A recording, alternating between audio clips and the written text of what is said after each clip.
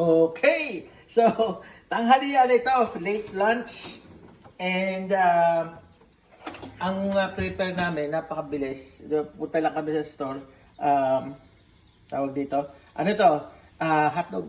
Oh, beef, 100%. Beef French, 100% hotdog. So, Beef, ginawa, beef siya. So, ano siya? Nathan's hotdog siya. Yun ay, beef 100%.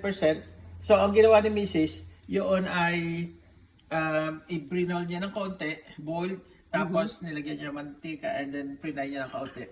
So, si Mrs., ang gusto dito, mayonnaise, mustard, ketchup, at saka yung yung matamis na nilalagay niya diyan. Ako, lalagyan ko ng baked beans.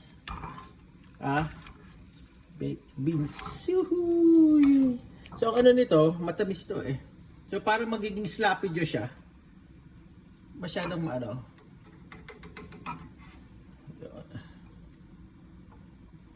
Yun.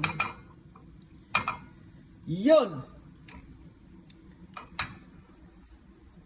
Tikman ko ha, mainit to. Kasi 4th of July, kaya ganyan. Pang 4th of July.